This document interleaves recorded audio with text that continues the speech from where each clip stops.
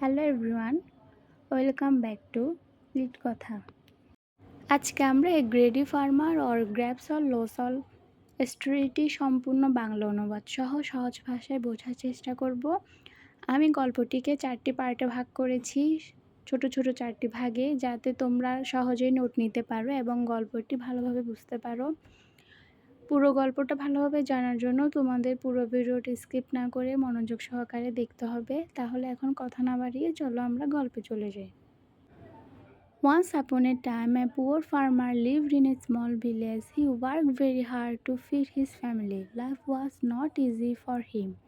এক সময় একটি ছোট গ্রামে একজন গরিব কৃষক বাস করত। সে তার পরিবারকে খাওয়ানোর জন্য খুব কঠোর পরিশ্রম করত। তার জীবন সহজ ছিল না। One day he bought a goose from the market. This was no ordinary goose. It was magical. Every morning it laid one golden egg. একদিন সে বাজার থেকে একটি রাজহাঁস কিনল। এটি সাধারণ কোনো রাজহাঁস ছিল না, এটি ছিল জাদুকরী। প্রতিদিন সকালে এটি একটি সোনার ডিম পাড়ত। The farmer would sell the egg and earn good money. Soon his family was living a happy and comfortable life. কৃষক সেই ডিম বিক্রি করে ভালো উপার্জন করত। শীঘ্রই তার পরিবার সুখী ও স্বাচ্ছন্দ্যে জীবনযাপন করতে লাগলো।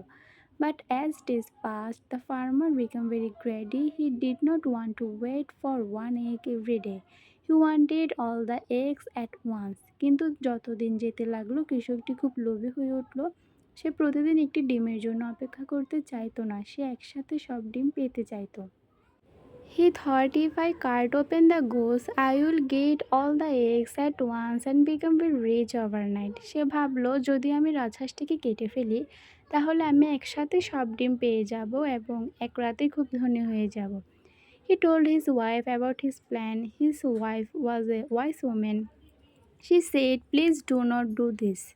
We are already living well. Do not be greedy.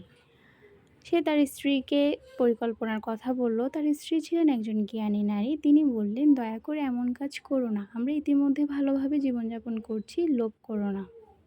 But the farmer didn't listen to her. The next morning he took a sharp knife and cut open the goose. কিন্তু কৃষক তার স্ত্রীর কথা শুনল না। পরের দিন সকালে সে একটি ধারালো ছুরি নিল এবং রাজহাঁসটিকে কেটে ফেলল। To his great shock, there was not a single egg inside. The goose died and the golden egg stopped forever. তার বড় বিস্ময়ের বিষয়, ভিতরে একটি ডিমও ছিল না।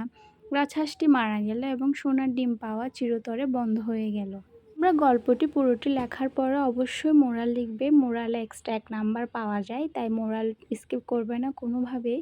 গল্পটির মোরাল হচ্ছে, হি হু গ্র্যাবস অল লস অল। অর্থ, যে সব কিছু একসাথে পেতে চায় সে শেষ পর্যন্ত সব হারায়।